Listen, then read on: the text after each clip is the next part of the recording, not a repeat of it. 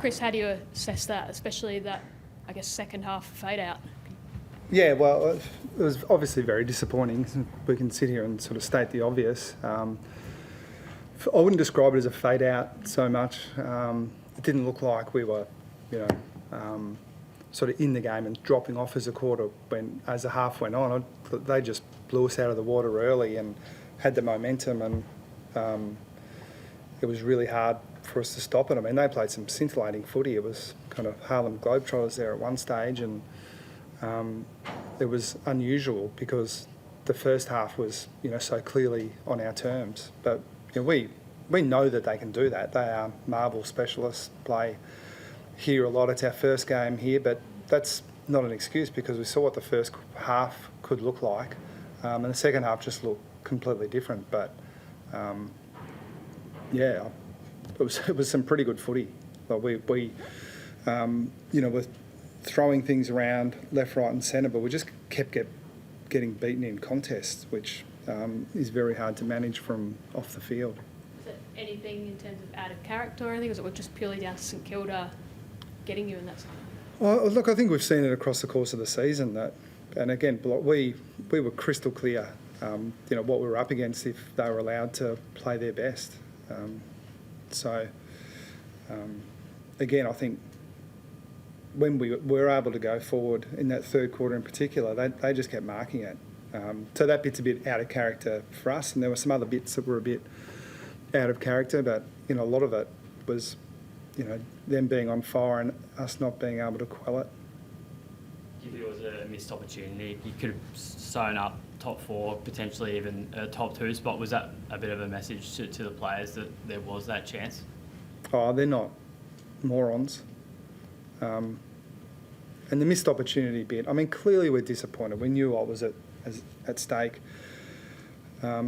So the question now is how much do you dwell on that missed opportunity and as opposed to how much you focus on the opportunity that's in front of us. And that's very clear too now.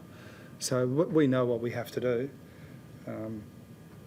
But again, like every team that doesn't make the finals, and the Saints are probably a good example, will be thinking, what if we had played that way earlier in the year? And everyone's had their moments. So in terms of missed opportunity, I don't know of a team sort of in the comp that hasn't been ruining certain sections of the season. So again, as much as anything, the challenge seems to be not allowing that to snowball. So that's what we'll be focusing on.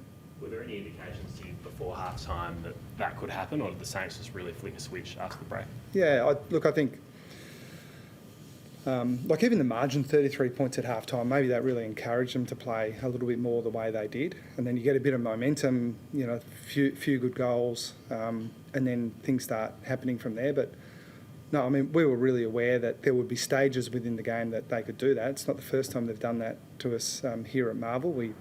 You're sort of aware of the way the game's played here, even though we don't play here. As I said, it was our first game for the season, but to answer your question specifically, didn't really see the signs before half-time, but saw them about 30 seconds into the third quarter.